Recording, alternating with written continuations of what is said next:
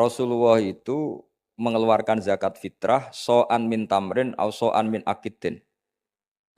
Rasulullah mengeluarkan zakat fitrah dari kurma.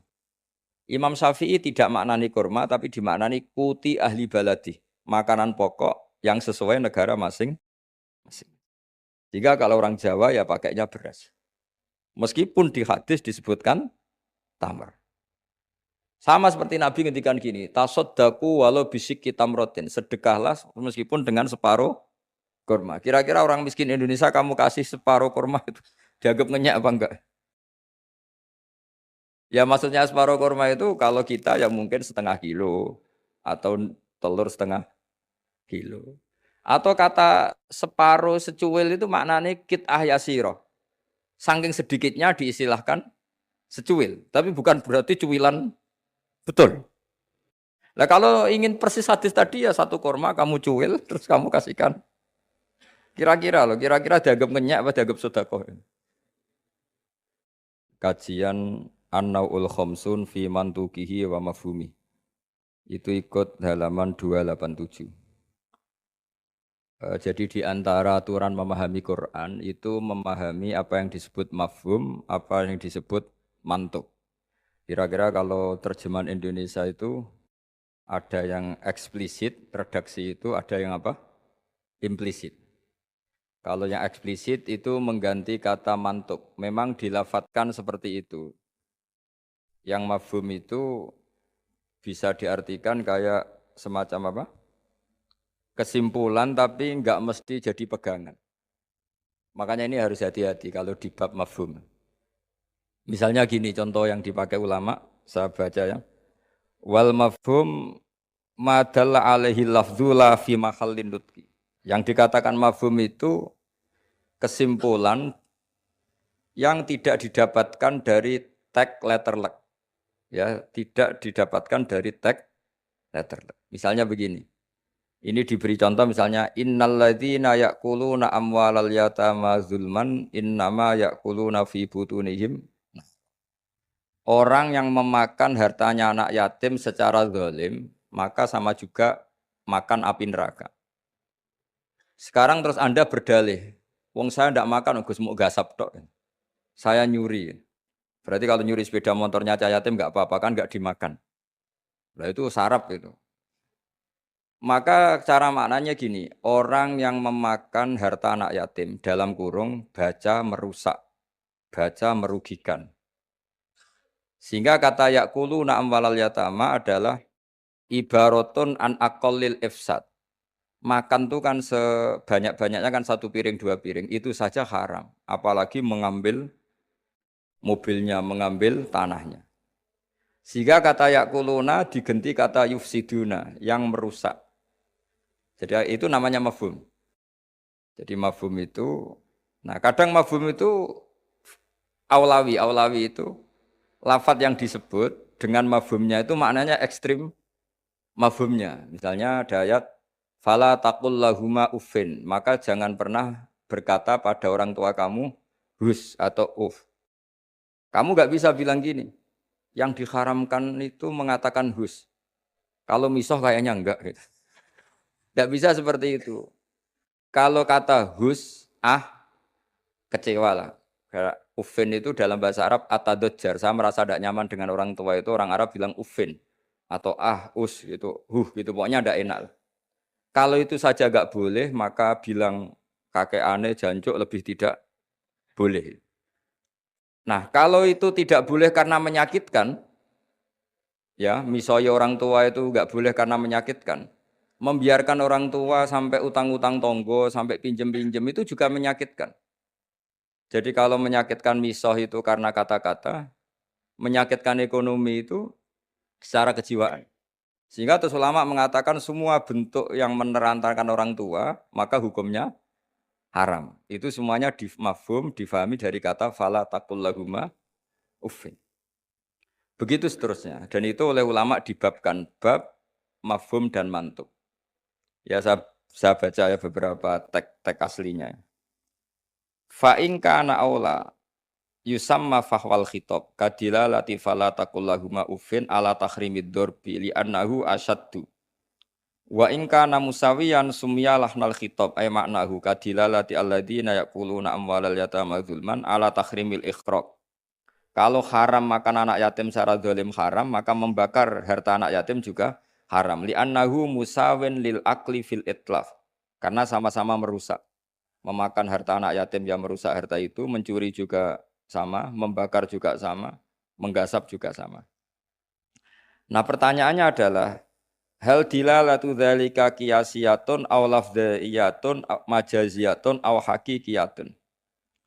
Lalu lafat bisa dimaknani sejauh itu dilalahnya lafdhiyah, apa hukmiyah, apa qiyasiyah. Misalnya gini ya, ini mungkin mudah difahami ya. Saya misalnya punya satpam atau punya pembantu atau punya candalem kalau dalam bahasa pesantren itu tiga misalnya.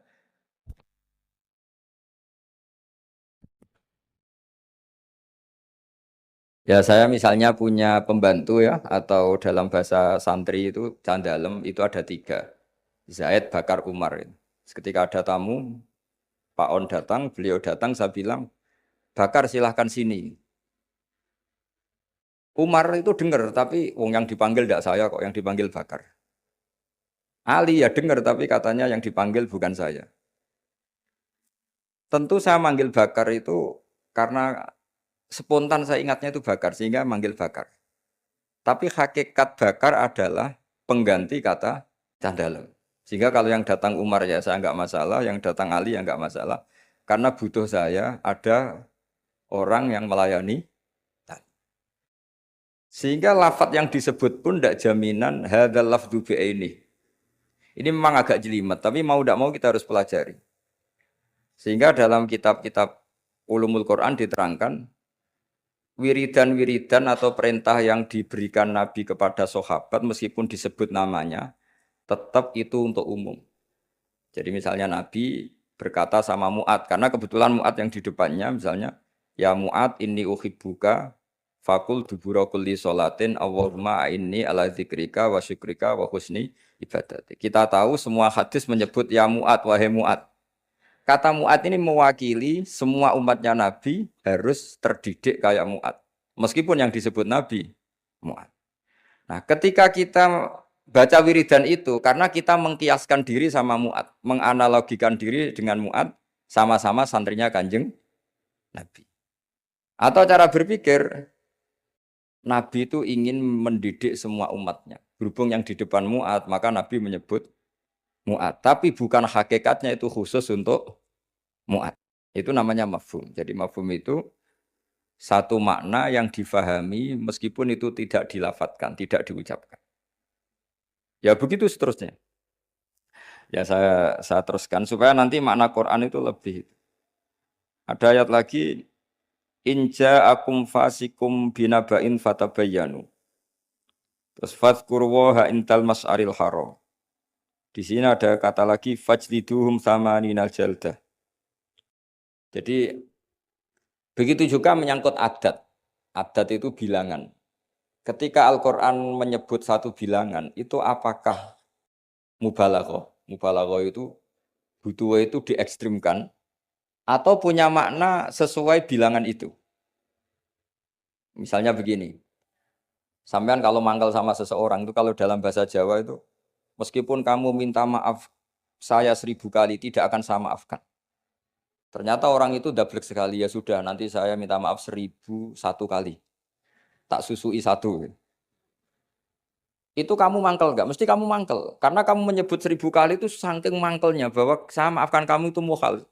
Meskipun Anda minta maaf 1000 kali. Tapi orang ini tetap dablek ya sudah saya tambah 1001.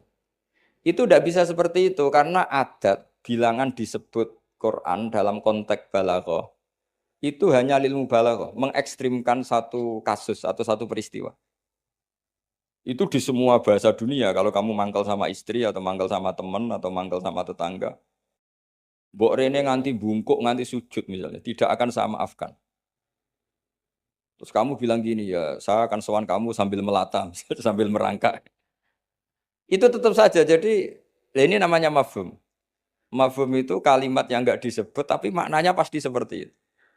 Jadi maknanya hanya gini tok. Mbok kamu minta maaf saya 1000 kali tidak akan saya maafkan. Maknanya hanya satu. Betapa bencinya orang itu pada itu aja maknanya. Betapa bencinya. Nah, di sini juga ada kalimat misalnya ada beberapa kelompok sing Allah itu ngendikan la yukallimuhumullah wala yang zuru ilaihim. Allah melihat saja gak mau. Ngendikan saja gak mau. Pertanyaannya adalah secara hakikat semua makhluk Allah dilihat Allah enggak?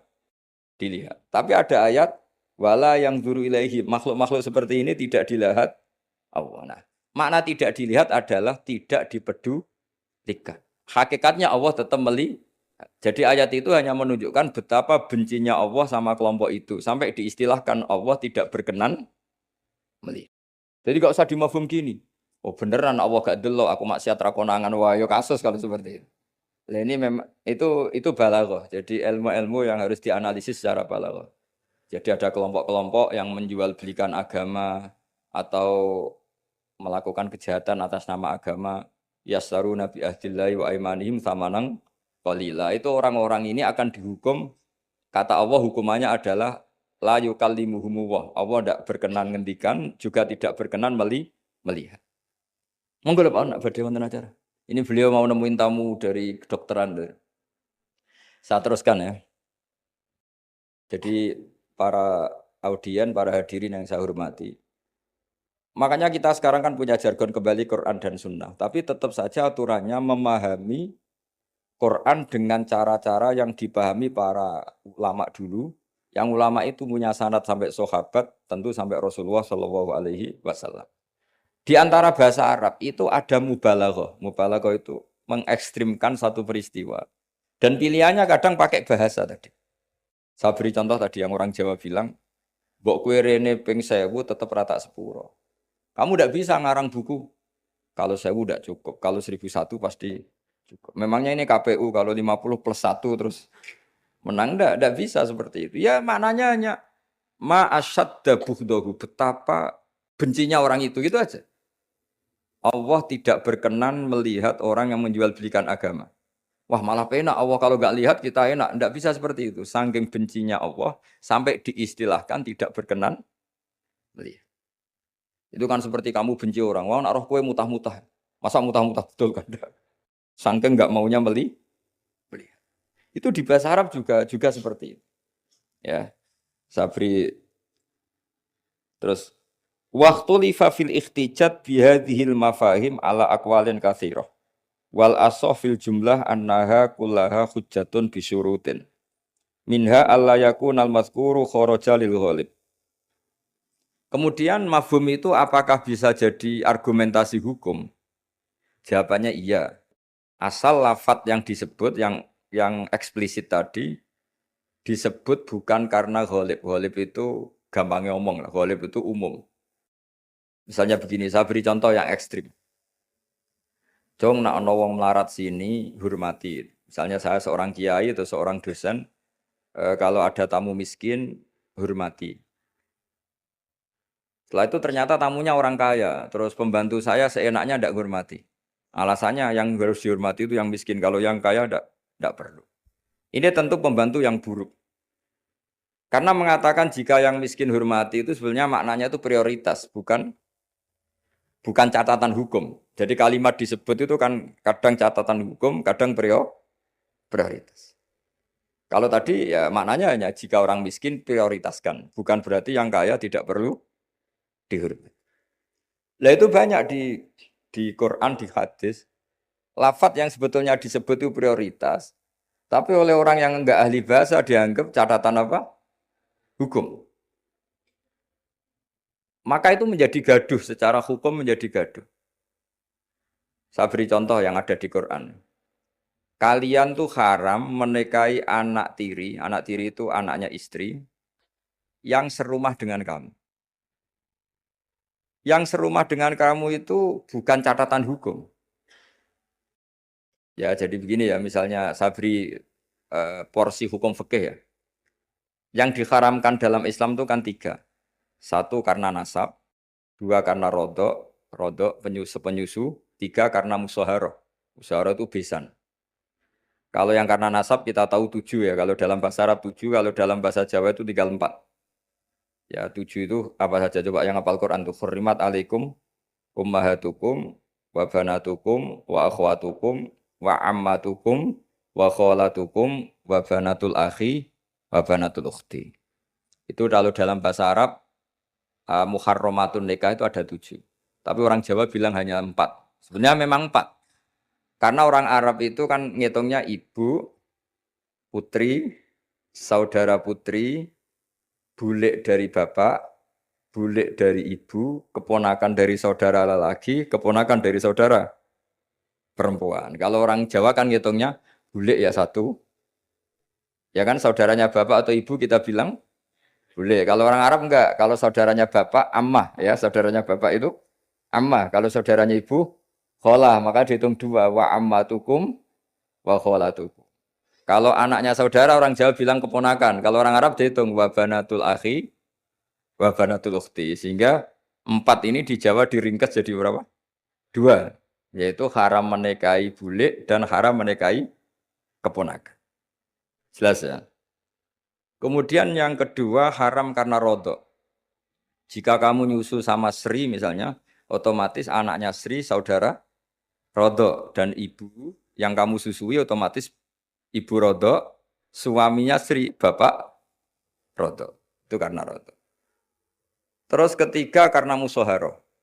Ya ini didengerin ya, supaya jadi ahli hukum. Jadi masa Universitas Islam Indonesia tidak tahu muharramatun nikah. Kamu jangan ikut bahasa-bahasanya artis-artis gaul di Jakarta. Di Jakarta itu kalau orang sudah nikah malah namanya muhrim. Itu sebenarnya salah bahasa. Justru yang bisa dinikah itu harus ajnabiyah orang lain. Kalau mahram malah nggak boleh dinikah. Karena maknanya mahram itu orang yang haram dinikah. Jadi justru istri itu bahasa fikihnya ajnabiyah orang lain. Buktinya boleh dinikah. Kalau mahram itu orang yang haram dinikah. Tapi ya sudah ada bahasa gaul gitu ya, ya ikut saja. Ibu goblok, tapi tidak usah ikut goblok. Karena itu memang salah, bahasa itu salah sebetulnya. Makanya istri itu repot, di fikih itu repot. Fikih itu kalau bahasakan istri itu ajnabiyah orang lain. Kalau anak itu anak, kalau istri itu tetap bahasanya ajnabiyah orang lain. Sehingga sekali dicerai ya benar-benar menjadi orang lain. Kalau kita mati ya benar-benar menjadi orang lain. Buktinya boleh dinikah orang lain. Jika kalau dalam pepatah Jawa ini ajarannya bapak saya, kamu tidak harus ikut. Kalau ajaran bapak saya, nak bojo be anak tukaran, kowe kudu bela anak. Mergo ora ono mantan anak, tapi iso ono mantan istri. Sehingga tradisi keluarga saya itu pokoknya anak itu nomor 1, baru istri. Tidak tahu kalau tradisi sampean istri dulu baru anak. Itu. Karena tadi cara berpikir anak itu selalu anak. Ya anak itu selalu anak. Tapi kalau istri tidak mesti. Apalagi istri sampean cantik terus sampean mati gitu itu sudah. Ya sudah selesai. Mesti nikah orang lain gitu. Enggak tahu nanti kalau di surga ikut siapa, enggak tahu ini. Mesti oportunis kalau kamu masuk neraka dia ikut yang masuk surga. Kalau masuk surga semua ikut yang kelas lebih tinggi. Saya teruskan ya. Terus haram ketiga itu karena musoharoh. Disebut wa akhwatukum wa ummahatukum lati ardunakum wa akhwatukum naroda. Terus wa ummahatu nisaikum apa? Wa ummahatu nisaikum. Ibu dari istri kamu. Apa kalau orang sini bilang? Mertua ya. Nah mertua dengan mantu itu hubungannya 2. Seorang lagi ya. Mertua sama mantu itu hubungannya 2. Ya seorang lagi. Misalnya kamu nikahi Sri. Berarti ibunya Sri sebagai apa? Mertua. Itu menjadi mertua itu bimujar rodil akdi. Sekedar akad, kamu bilang qabil tu nikahaha wa taswija bil mahrin madkur. Itu langsung jadi mertua. Ya, langsung jadi. Tapi kalau hubungan ibu dengan anak, misalnya kamu nikahi janda, punya anak cantik, sudah perawan. Terus setelah kamu nikah dengan janda ini, akad, itu belum menjadi anak tiri. Menjadi anak tiri betul itu setelah kamu hubungan suami istri dengan ibunya. Saya ulang lagi ya, jadi kalau menjadi mertua itu cukup akad. Tapi anak tiri menjadi anak tiri kamu yang haram dinikah, itu nunggu hubungan suami istri sama ibunya. Sebab itu agak rumit memang di fikih. Kenapa demikian? Karena ya memang aturannya gitu. Makanya disebut waroba ibu kumulati fi hujurikum min nisa ikumulati dakhaltum bihin. Fa illam takunu dakhaltum bihinna fala junaha alaih. Jadi kalau hubungan batunya ya hubungan menantu sama siapa? Mertua itu hanya dimulai akad. Jadi setelah akad sampean salaman apa ini sudah menjadi mahram dan selamanya haram dinikah karena sudah menjadi apa? Mertua kamu. Tapi kalau orang yang kamu nikah itu punya anak putri itu menjadi anak tiri yang benar-benar berstatus anak tiri setelah hubungan sama istri. Ya ini jelas ya. Makanya disebut seperti itu. Tapi di situ ada catatan waroba ibu kumulati fi hujurikum. Anak tiri yang serumah. Yaitu semua ulama ngendikan kata fi hujurikum yang serumah itu diabaikan. Jadi tidak bisa misalnya gini. Kamu nikahi Sri di Jogja, punya anak tiri di Jakarta. Berarti halal karena tidak serumah. Wah itu sesat dan menyesatkan. Ya. Karena ada aturannya. Fi hujurikum itu kalimat yang disebut Allah itu normatif. Normatif artinya umumnya anak itu, anak tiri itu serumah. Tapi bukan sebagai catatan hukum. Dan itu banyak sekali lafaz-lafaz yang disebut Allah atau disebut Rasulullah. Bukan sebagai catatan hukum, tapi normatif. Itu kan seperti gini. Jong, bukti kamu hormat tamu. Kalau ada tamu itu sugui teh. Kalau ada tamu itu sugui kopi. Itu normatif. Bukan berarti yang tidak nyugui kopi itu tidak menghormati tamu, tidak bisa seperti itu. Kalau tamunya darah tinggi, kan malah mati. Nah, ulama itu berkompeten, sangat kompeten sekali memahami Quran. Mana lafaz yang disebut Allah itu normatif, mana yang disebut Allah itu sebagai catatan hukum. Kalau fi hujurikum menjadi catatan hukum, maka maknanya begini. Haram menikahi anak tiri yang serumah. Waroba ibukumul lati fi hujurikum. Mafhumnya kalau tidak serumah, boleh, wayo kacau. Ibunya kamu embat, anaknya kamu embat, hanya karena beda. Itu sesat dan menyesatkan. Makanya bahaya sekali nafsirkan Quran tanpa ilmu. Sampai ada ancaman manfas sarul Quran biro'ihi falyatabawa maq'adahu minan nar. Orang menafsirkan Quran dengan semaunya sendiri, maka sama juga pesan satu tiket di neraka. Jadi sampean sama saya itu potensi masuk neraka saya sebetulnya. Karena saya nekuni tafsir. Itu bahaya sekali. Sebab itu saya tradisikan kalau ngaji itu pakai kitab supaya sanadnya mutasil sampai Rasulullah SAW. Enggak boleh mengajarkan Quran terjun bebas menurut saya. Memangnya agama menurut kamu enak aja. Enggak boleh agama kok menurut saya. Agama yang menurut Allah dan Rasul. Enggak boleh menurut saya. Kalau menurut saya berarti agama macam-macam karena setiap orang menurut masing-masing. Ya, saya teruskan ya. Jadi di antara dengan tanda kutip jebakan-jebakan lafadz adalah kita tidak pernah tahu lafadz itu disebut itu karena apa. Karena mewakili kelompoknya seperti tadi. Saya punya tamu terus manggil sekenanya. Wahai Bakar sini. Kira-kira yang datang Umar tetap saya seneng enggak? Seneng. Butuhnya ada orang yang hormat. Yang datang Ali ya saya seneng. Yang datang Zaid yang seneng. Yang datang siapa saja seneng. Itu kan ibarat kamu orang kaya kemalingan, satpam yang paling kamu ingat itu misalnya Hutomo. Hutomo sini. Di situ banyak satpam yang namanya enggak Hutomo, terus enggak ke kamu. Kira-kira kamu bilang satpam ini goblok enggak kira-kira? Dengan dalih, saya ada dipanggil. Karena makna menyebut kalimat tadi sekenanya. Nyebut Hutomo itu mewakili semua security. Cuma kebetulan yang kamu ingat, Hutomo. Itu memang agak jelimet ulumul Quran, tapi masuk akal, semuanya setelah dijelaskan masuk akal. Ketika yang datang siapa saja, kamu tetap matur nuwun, karena ada yang menolak. Nah, lafadz di Quran ya seperti itu. Kadang lafadz itu pengganti sejenis, pengganti, misalnya yang masyhur dalam mazhab kita. Rasulullah itu mengeluarkan zakat fitrah so'an min tamrin au so'an min akidin. Rasulullah mengeluarkan zakat fitrah dari kurma.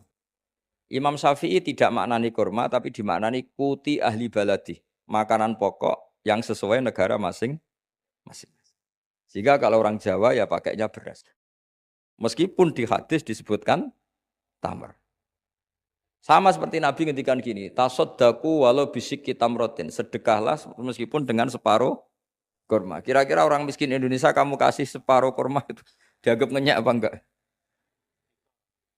Ya maksudnya separuh kurma itu kalau kita ya mungkin setengah kilo atau telur setengah kilo.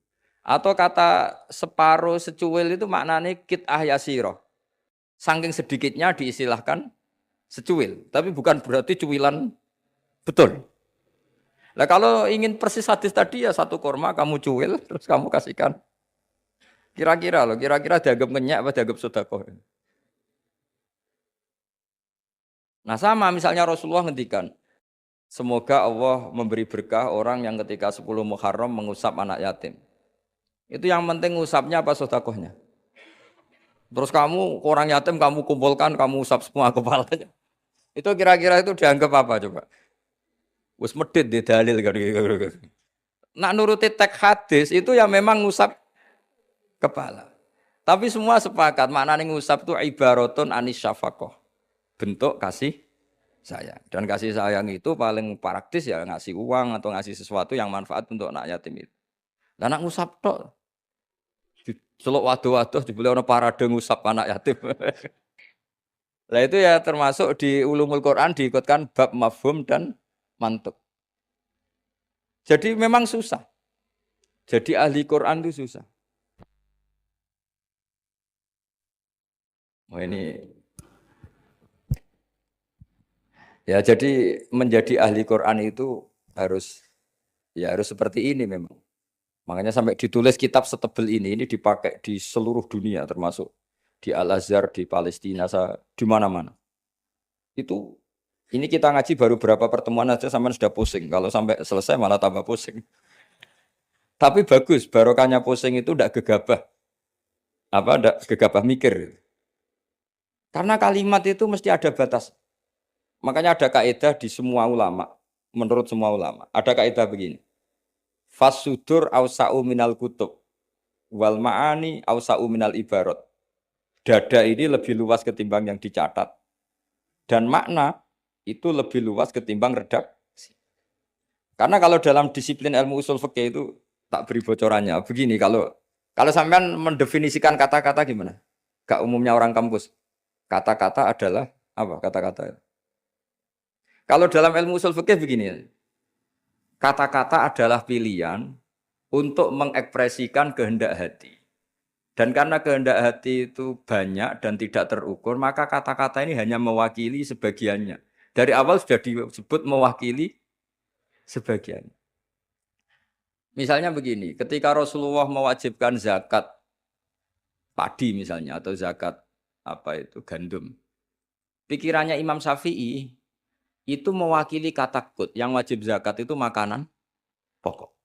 Sehingga Imam Syafi'i hanya mewajibkan yang dizakati itu hanya padi, gandum, jagung, kacang. Pokoknya yang bisa jadi makanan pokok. Kira-kira Imam Syafi'i itu tidak mewajibkan zakatnya kangkung, melon, mangga gitu. Karena tidak makanan pokok. Tapi dalam mazhab lain enggak, ketika Rasulullah mewajibkan mezakatkan padi, itu maknanya itu matum bituhul ardu, apa saja yang tumbuh dari bumi. Sehingga kelompok ini termasuk Yusuf Qardomi mewajibkan zakat melon, mangga, pokoknya semua buah-buahan, semua tanaman wajib zakat.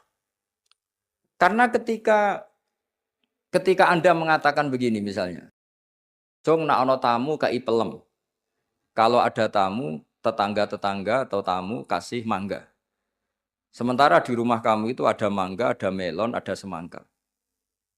Maksud kamu itu didik anak supaya derma dengan memberi apa saja. Kebetulan yang kamu ingat melafadzkan mangga. Apa harus mangga? Enggak, cara sampean tak polling, milih mana coba? Ya saya punya anak. Yang di rumah saya itu ada mangga, ada semangka, ada melon. Terus saya bilang ke anak saya, nak, tangga itu ke tetangga-tetangga kasih mangga. Kata mangga itu bisa diganti melon apa enggak? Bisa, karena semangat saya adalah mendidik anak saya itu dermawan, peduli sama tetangga. Kebetulan yang ingat mangga, sudah ini tetangga ya. Lalu tetangga itu maknanya tetangga apa manusia? Sehingga pas itu ada tamu tapi tidak tetangga, gak usah GI kan gak tonggo. Nah, makanya ini kan jadi PR. Berarti kalimat tadi, Cong nak ono tonggo utawa Cong kalau ada tetangga kasih mangga. Sebetulnya kalimat itu bisa digenti, Cong yang penting lomo. Kata tonggo ora penting, mangga juga gak penting. Maka yang dikatakan kata-kata lafat adalah mawudi abi iza iha al-lafdu. Jadi yang dikatakan lafat adalah gelombang keinginan dari seseorang yang bergejolak di hati, kemudian diungkapkan. Tentu kalimat ini tidak cukup untuk menampung sekian keinginan. Akhirnya yang dilafatkan atau yang diucapkan hanya beberapa. Orang soleh tentu bergelora di hatinya ingin mendidik anaknya itu dermawan, peduli, sopan, tahu sosi. Ya, terus kan nggak mungkin kita pidato gitu ke anak kita. Akhirnya yang ngomong, cok nak ana tonggo kei mangga, nak ana tonggo kei duit, nak ana tonggo kei beras. Bareng mboke kelaparan, gak dikei apa-apa. Ini kan gak tetangga. Oh ya sarap. Mestinya cara sono tamu ya dibaro. Ini kan ndak tetangga, gak masuk definisi tetangga. Maka memahami Quran itu susahnya di situ. Apakah lafadz itu disebut tag maksudnya kalau dalam bahasa kampus? Apakah tag disebut itu untuk catatan hukum? Apa untuk tadi? Mafhum tadi apa ibaratun an kada? Ibaratun ekspresi dari itu. Ya seperti gini misalnya kamu marah sama istri kamu. Dosa kowe nganggo HP-ku. Terus istri kamu malah nganggo ATM. Wah, HP ora oleh malah nganggo ATM. Sebetulnya melarang pakai HP itu saking mangkelnya gitu saja. Kalau HP saja dilarang apalagi pakai Alphard kamu. Tapi istri kamu enggak saking gobloknya, mbok saking yang kamu larang kan HP, kan saya pakai Alphard. Wah, ya kacau kalau seperti itu. Maka sebuah teks atau lafadz kalau dalam bahasa Arab itu maknanya apa ya? Ya sudah seperti tadi. Saya berkali-kali nyontohkan yang awam ya. Ada seorang dikandani Cong jogeman nabok ibu bojomu. Nabok itu memukul pakai tangan. Suatu saat istrinya lapor lagi, Pak Kiai sekarang nggak pakai tangan tapi nyaduk. Nah ketika santrinya kemarin, kenapa kamu masih nyaduk istri kamu? Kan Pak Kiai larang hanya nabok, kan pakai tangan, ini pakai kaki. Kan beda. Ya itu kan keliru sekali karena maknanya jangan nabok itu pengganti dari kata jangan menyakiti, maka meludahi ya haram, nyaduk ya haram, menerantakan juga. Tapi lisan kan nggak mungkin bisa ngungkap sekaligus apa yang kita ingin. Akhirnya lisan melafatkan sesuatu yang hanya mewakili sekian. Makanya disebut fal ma'ani ausa'u minal ibarat. Makna itu lebih luas ketimbang redaksi. Coba misalnya zaman Jenderal Sudirman, angkat senjata untuk ngusir Belanda. Terus pasukannya hanya ngangkat tok. Terus mesti Jenderal Sudirman, cek goblok ya. Kalau dimarahin kan sudah ngangkat. Terus ada Belanda yang mau nembak kita, usir Belanda. Belandanya tidak kamu tembak. Kenapa? Mintanya kan diusir. Perintahnya kan diusir, bukan ditembak. Kasus gak kira-kira ada pemahaman seperti itu? Tapi lafadz tuh nggak mewakili, kalimatnya angkat senjata, usir penjajah. Padahal maknanya apa coba? Jadi kan nggak terwakili oleh kalimat angkat senjata, usir penjajah. Barang penjajah ini menembak, kamu diam saja. Gimana caranya nangkep terus mengusir? Kan nggak ada perintah menembak, usir. Itu kan kasus seperti itu. Jadi makanya di antara syurutul mufassir yang paling pokok adalah maliyan bil arabiyah. Dia punya kemampuan kesusastraan Arab. Karena nggak bisa seorang mufassir menafsiri Quran tanpa punya kemampuan balaghatul Arab. Yaitu yang disebut Allah Ta'ala wa innahu latanzilu rabbil alamin nazala biruhul amin ala qalbika litakuna minal mudhirin terus apa? Bilisanin Arabiyyim mubin. Jadi Quran itu pakai lisanul Arab. Sehingga kalau dalam kitab-kitab besar diterangkan, ketika Rasulullah dikatakan begini oleh Allah, liyaghfira laka Allahu ma taqaddama min dzambika wa ma ta'akhkhara. Itu bukan berarti Nabi pernah dosa enggak, karena Nabi itu maksum. Maksum itu terjaga dari dosa. Tapi itu ekspresi mahabbah. Saya ulang lagi itu ekspresi mahabbah. Misalnya saya senang sama seseorang. Mesti kalau ketemu saya, sudah kamu tidak usah khawatir sama saya. Kesalahan-kesalahan kamu sudah saya maafkan. Sebetulnya itu hanya ekspresi mahabbah. Saking mahabbahnya sampai andekan salah itu dimaafkan. Bukan berarti menvonis kalau yang diomongin itu salah. Jadi itu ranah-ranah yang memang kita harus hati-hati. Sama seperti begini, ini kata Qodiyat. Qodiyat itu pengarang kitab Asy-Syifa. Doa itu ekspresi mahabbah. Doa itu bukan kalimat hukum. Kalau kalimat hukum itu kan iya sama tidak. Tapi doa itu enggak. Doa itu ekspresi mahabbah. Misalnya kita ketemu Zaid, kita bilang Assalamualaikum warahmatullahi wabarakatuh. Semoga kamu dapat keselamatan. Enggak perlu Zaid tersinggung. Memangnya saya celaka kok sampai doakan selamat. Kalau nuruti mafhum, didoain selamat itu kan berarti sebelumnya tidak selamat. Didoain pinter sebelumnya tidak pinter. Didoain kaya sebelumnya miskin. Tapi itu kata hukum. Itu pemahaman secara hukum. Iya dan tidak. Kalau pemahaman secara peradaban tidak gitu. Orang mendoakan bukti senang. Ya sudah seperti itu. Ya semoga kamu sukses. Ketemu direktur ya kita bilang semoga kamu sukses. Terus direkturnya tersinggung. Ya sukses saya atau dibang kamu, saya sudah direktur. Ya ada seperti itu. Mendoakan seperti itu bukti mahabbah, bukti sen. Nah, Allah karena saking senangnya kepada nabinya Allah ketika mukhotobah, ketika dialek dengan nabi memulainya dengan afawwahu angka. Allah telah memaafkan kamu. Itu bukan berarti sebelumnya nabi melakukan kesalahan. Ekspresi mahabbah akan mengatakan demikian. Jadi itu masalah-masalah yang tadi saya utarakan. Fal ma'ani awsa'u minal ibarat. Apa yang ada di hati, ma'ani itu sesuatu yang kita kehendaki. Ma'ani itu dari mufrad maknan, sesuatu yang dikehendaki itu bergejolak jauh lebih dahsyat ketimbang redaksi. Jadi misalnya pagi-pagi, nak tangi turu itu nang wudu, nang sarapan. Ya sudah itu ekspresi bentuk cinta orang tua kita ke kita bahwa bangun tidur itu ya wudu terus sarapan. Tapi lalu misalnya anak ini melakukan selain sarapan asal menyenangkan orang tua ya senang. Jangan monoton terus saya harus sarapan. Ini perintah orang tua. Tidak seperti itu. Nah sekarang faktanya itu banyak orang memahami Quran secara tekstualistik atau secara harfiah. Itu dalam ulumul Quran itu bahaya sekali. Karena itu tidak mewakili. Saya beri sekian contoh bahwa teks itu kadang tidak mewakili. Misalnya gini. Matsalul ladzina yunfikuna amwalahum fi sabilillah kamatsali habbatin ambatat sab'a sanabila fi kulli sumbulatin mi'atu habbah. Kan tidak semua padi itu punya sab'a sanabil, punya 7 tangkai. Ya, dan tidak semuanya satu tangkai berbiji 100. Itu bahasa Arab murni. Ibaratnya seperti itu. Ya redaksinya Pak, ibaratnya seperti itu. Bahwa sedekah yang diterima Allah ibarat padi yang tumbuh dalam kondisi paling ideal. Dan orang Arab maupun orang Jawa atau orang mana saja biasanya mengekspresikan ideal itu pakai angka. Misalnya, wah itu sugih, dunia sak gunung. Itu maknanya kaya sekali. Padahal banyak orang punya gunung tidak kaya. Karena gunungnya tandus. Tapi orang itu akan sepakat, itu kaya sekali, punya harta satu gunung. Cara cah cilik nak bantah-bantah dunyaku sak gunung ditok muni sak langit. Ya pokoknya ingin menunjukkan bahwa kaya raya yang tidak terhingga. Loh itu banyak di Quran seperti itu. Maka saya beri definisi ya supaya sampean ahli usul fikih.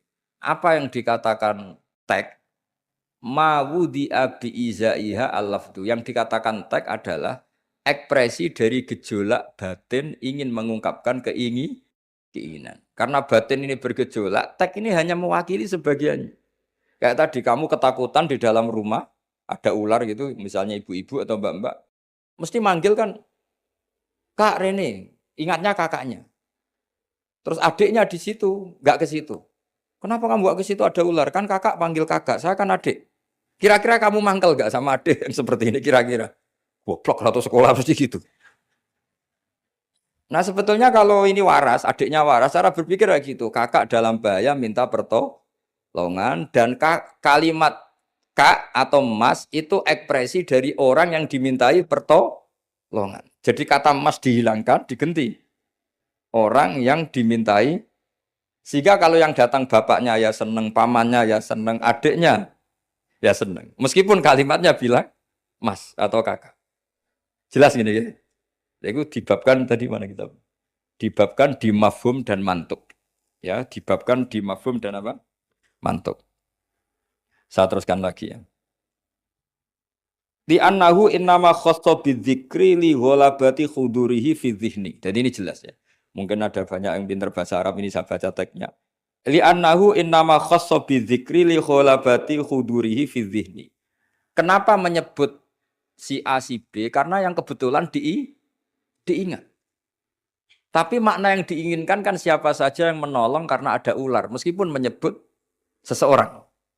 Ya kayak tadi misalnya satu rumah itu ada kakak, adik, paman.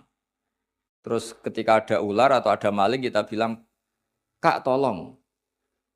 Kak tolong itu sebetulnya mewakili siapa saja yang bisa menolong. Kebetulan yang pas diingat saat itu kakak. Tapi andaikan yang datang pamannya ya seneng, adiknya seneng atau siapa saja. Jadi pertanyaannya adalah yang paling pokok dari itu adalah minta tolong, bukan kalimat kakak. Nah, yang kalimat kakak ini namanya apa? Disebut karena diingat, bukan disebut karena catatan hukum. Nah, itu ada ilmunya. Berapa kalimat yang disebut karena yang diingat atau sebagai catatan hukum. Kalau sebagai catatan hukum ya punya mafhum mukhalafah. Kalau tidak ya tidak. Misalnya begini, ada pernikahan Sri sama Zaid. Kemudian Zaid ini security atau cadalem. Terus ketika tak panggil Zaid datang. Yang datang Umar. Kan sama-sama cadalem, tidak bisa kalau seperti itu harus Zaid karena mau akad nikah. Masa akad nikah diganti-ganti kan tidak bisa. Kan sama-sama cadalem ya tidak bisa. Lama-lama sampean maju kan sama-sama manusia ya tidak bisa kalau konteks seperti itu. Makanya lafadz disebut itu dilihat disebutnya sebagai catatan hukum apa sebagai tadi yang sedang diingat. Ya jadi jelas ya. Jadi itu ada aturan-aturannya. Li'annahu innama khassa bidzikri li ghalabati khudurihi fi dzihni. Terus kedua ada catatan lagi wa alla yakuna muwafiqan lil waqi'. Ya, di antara catatan hukum lagi sesuatu itu tidak lazim sebagai fakta. Saya ulang lagi, sesuatu itu tidak lazim sebagai fakta. Misalnya begini. Kita tahu yang namanya nasi itu makanan pokok. Ya, kita tahu teh itu minuman. Ketika saya bilang, "Jong, saya ambilkan teh." Itu apakah maknanya itu teh, apa maknanya itu minuman? Beda dengan mengatakan satu gelas ini bernama teh. Kebetulan itu teh betul. Itu namanya mengatakan sesuatu sesuai hakikat. Karena teh ya dikatakan teh. Tapi kalau mengatakan tamu saya ambilkan teh. Ini pertanyaannya adalah teh itu menggantikan kata minuman, apa memang harus teh? Jadi itu memang seperti itu. Sehingga di hadis banyak dawai Nabi itu diganti. Tapi penggantinya harus ulama. Kalau tidak ulama namanya bid'ah. Misalnya Nabi mengajari gini, anak-anak kamu ajarin panah. Dulu alat perang itu ya panah. Terus di era modern kamu tetap pakai panah, maksudnya pakai brand. Kan Nabi dawuhnya panah. Ya taqabbalallahu minna minkum taqabbal. Jadi seperti ya tadi seperti karena Nabi ketika mengatakan panah adalah ibaratun an alatil harbi. Implementasi dari alat perang yang zaman itu panah. Itu kan sama seperti Nabi ajari anak kamu berkuda dulu alat perang transportasinya itu alatnya itu kuda. Sekarang musuh pakai pesawat tempur kamu pakai kuda. Ya tentu itu gak relevan kan. Lah kalau gitu berarti gini. Di Quran tuh jelas ada kalimat ini. Wal khayla wal bighala wal hamira litarkabuha wazina. kamu saya beri nikmat, ada kuda, ada unta, ada macam-macam. Terus di antara ayat terusannya litas tahu ala duhurihi summa tazkuru ni'mata rabbikum idastawaitum alaihi wa taqulu subhanalladzi sakhkhara lana hadza wa ma kunna lahu muqrinin wa inna ila rabbina lamunqalibun. Saya bikin unta, saya bikin kuda, saya bikin khimar, saya bikin bigol supaya kalau kamu sudah tenang di atas punggungnya kamu berdoa subhanalladzi sakhkhara lana hadza. Terus kamu karena tekstualistik kalau naik Innova enggak baca doa itu, naik pesawat ini kan enggak kuda. Kira-kira dibilang saraf enggak kira-kira seperti itu. Terus kamu bilang, oh ayatnya tentang kuda ini Innova kok. Tapi cara memahami kita tidak seperti itu. Kata kuda di situ adalah alatul markab, alat berkendara. Kata unta di situ adalah alat berkendara. Maka semua transportasi atau alat transportasi kita kalau naik ya tetap berdoa subhanalladzi sakhkhara lana. Dan itu seterusnya ya. Jadi ngaji pertemuan ini ingat-ingat ya kaidahnya apa? Fal ma'ani awsa'u minal ibarat wasudur awsa'u minal kutub. Itu semua ulama pasti bilang seperti itu. Kalau sampean belum pernah bilang berarti belum ulama. Makanya ini dimulai sekarang. Untuk saja di ulama harus hafal kaidah apa? Fal ma'ani awsa'u minal ibarat wasudur awsa'u minal kutub. Itu nanti kalau sampean sudah pinter itu pinter betul nanti. Bukan pinter-pinteran tapi pinter betul. Karena memang seperti itu. Sehingga misalnya Rasulullah dulu, tofa Rasulullah rokiban, Nabi tawaf secara berkendara. Saat itu tentu naik unta. Sekarang orang-orang sepuh pakai kursi roda. Jangan terus bilang gini, dulu Nabi naiknya unta, maka orang sepuh nggak boleh pakai kursi roda, harus pakai unta. Yo dia tabuki polisi Arab aneh-aneh sebenarnya. Jadi karena dulu Nabi sudah berumur dan beliau tidak suka memaksakan dan untuk menunjukkan kalau tawaf secara berkendara itu sah boleh, terus beliau naik unta sambil apa? Tawaf. Akhirnya kesimpulan hukumnya apa? Boleh berkendara saat tawaf. Sudah untanya dibuang. Maksudnya harus pakai untanya. Lama-lama nanti gini, nggak boleh tawaf sekarang. Dulu Nabi tawaf langsung tanah, ini sudah keramik gini, nggak boleh. Ya repot kalau kamu perdebatkan begitu terus ya repot.